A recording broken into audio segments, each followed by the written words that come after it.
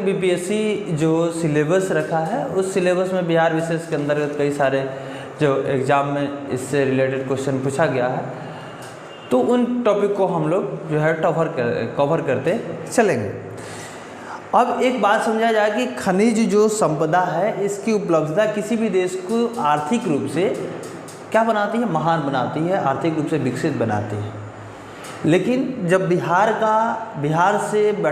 का बंटवारा हुआ, बिहार से जब झारखंड अलग हुआ, तो खनिज संपन्न जो क्षेत्र था झारखंड वो बिहार से अलग हो गया और एक तरीके से बिहार जो है खनिज विपन्न प्रदेश के रूप में उभर के आया, यानी खनिज की स्थिति यहाँ पे ना के बराबर रही। अब यहाँ पे जो खनिज के भंडार हैं नहीं के बराबर हैं। देश में जो टोटल खनिज हैं उनका 1% से भी कम भाग बिहार में देखने को मिलता है। और यहाँ के जो प्रमुख खनिज हैं चूना पत्थर और पाइराइट यहाँ जो है पर्याप्त मात्रा में देखने को मिलते हैं। और सारे जो दूसरे खनिज हैं जैसे में बॉक्साइट हो गया, क्वार्टजाइट हो गया, फेल्सपार हो गया, मैग्नेटाइट हो गए, ये सारे थोड़ी थोड़ी मात्रा में देखने को मिलते हैं। 2005-06 का एक आंकड़ा है जिसमें खनिज संपदा से बिहार को 96.38 करोड़ रुपया का राजस्व प्राप्त हुआ था। 96.38 करोड़ रुपए का राजस्व प्राप्त हुआ था बिहार को कि 2005-06 के आंकड़ा है। अब जो बिहार के खनिज है, बिहार के खनिज को दो भागों में बांटा गया है, धात्विक खनिज और अधात्विक खनिज। धात्विक खनिज के अंतर्गत बॉक्साइट, मैग्नेटाइट और सोना आता है।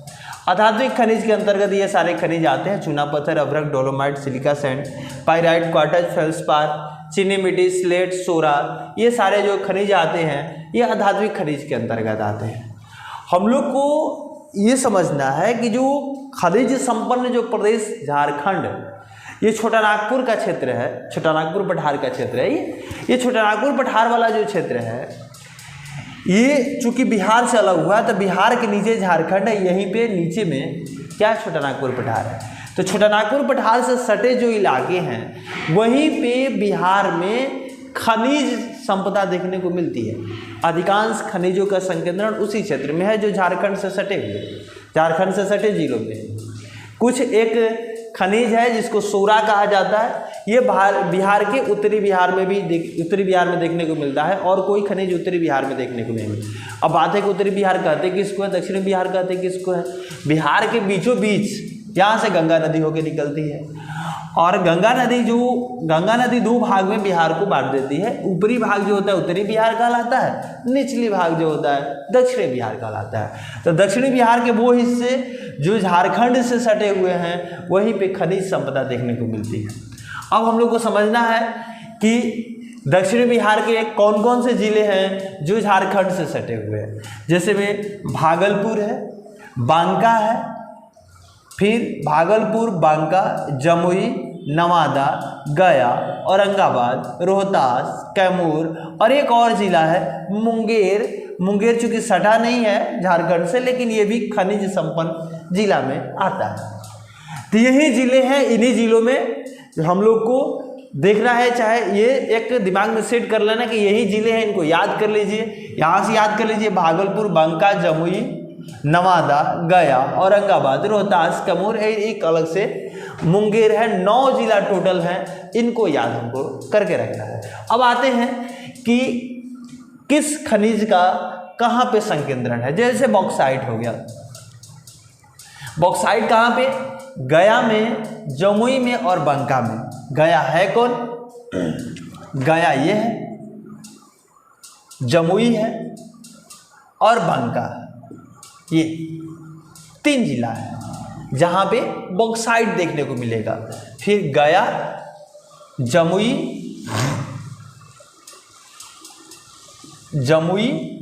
और बांका, गया, जमुई और बांका में बॉक्साइट। मैग्नेटाइट जो है पहाड़ी क्षेत्र है, ये पहाड़ी जो क्षेत्र है बिहार का, यही पहाड़ी क्षेत्र, निचला भाग ही पहाड़ी क्षेत्र है।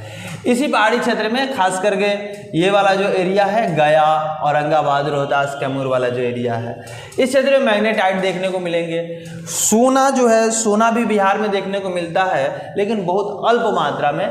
दक्षिण बिहार की जो नदियाँ हैं जैसे सोन हो गई, पुनपुन हो गई, ये सारी जो नदियां हैं, फल्गु हो गई, ये सारी नदियों की जो बालू में सोना का अंश है, जो 1 टन बालू अगर देखा जाए तो 0.1 से 0.6 ग्राम सोना का संकेंद्रण मिलता है। और टोटल अगर मात्रा देखी जाए सोना का तो 128.88 मीट्रिक टन में, मैग्नेटाइट 0.59 मीट्रिक टन, और बॉक्साइट जो है गया, जमुई, बांका में 1.5 हजार मीट्रिक टन में जो बॉक्साइट पाया जाता है। अब ये धात्विक खनिज के अंतर्गत 3 हम लोग पढ़े, बॉक्साइट, मैग्नेटाइट और सोना।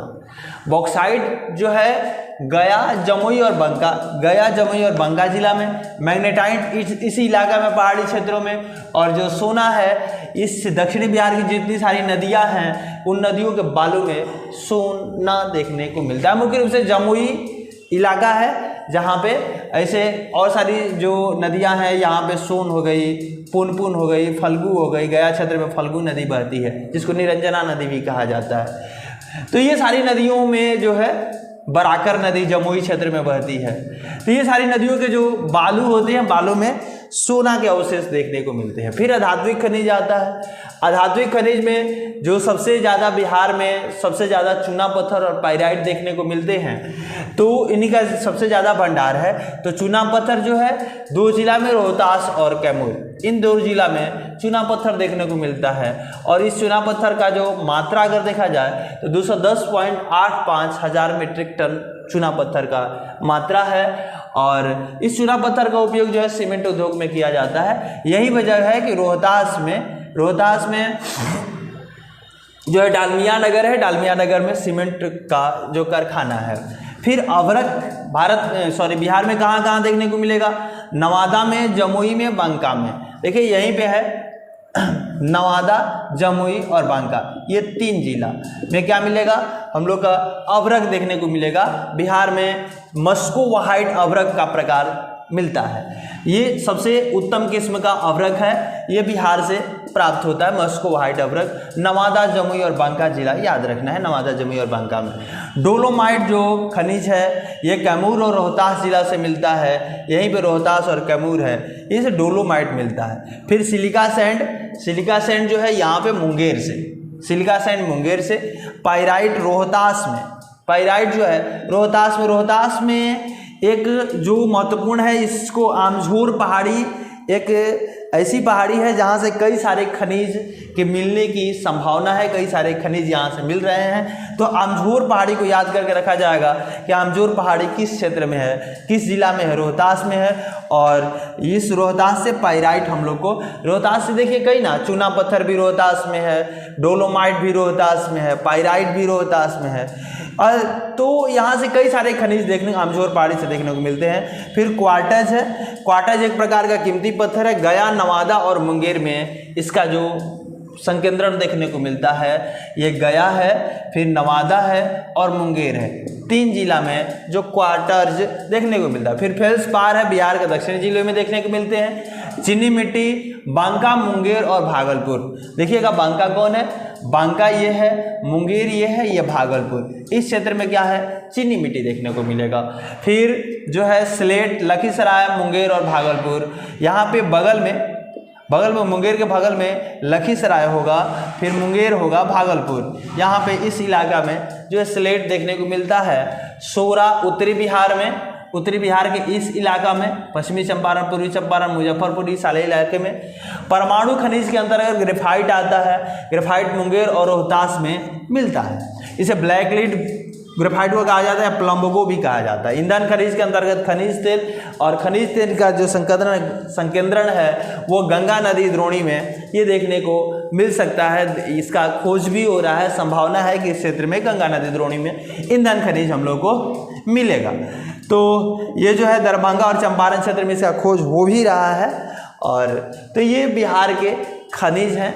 और इससे रिलेटेड जो है तो मुख्य रूप से हम लोग को यही समझना है कि बिहार का जो दक्षिणी जिला है, जो झारखंड से सटा हुआ जिला है, यहीं पे खनिज देखने को मामले में बिहार ना के बराबर विकास किया है। और ये जो है विकसित नहीं है, इस संबंध में दूसरे पर हम लोग को अधिक निर्भर रहना पड़ता है, खरीदना पड़ता है। और इस क्षेत्र में कुछ ऐसे संसाधन भी हैं जो विकसित है लेकिन परंपरागत ऊर्जा स्रोत के अंतर्गत आते हैं। तो शक्ति संसाधन को दो भागों में बांटा गया है।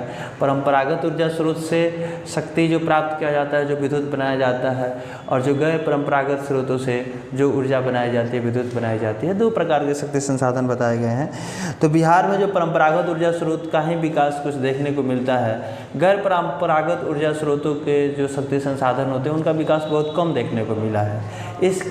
हालांकि इस क्षेत्र में बहुत सारे प्रयास किए जा रहे हैं बिहार सरकार द्वारा। तो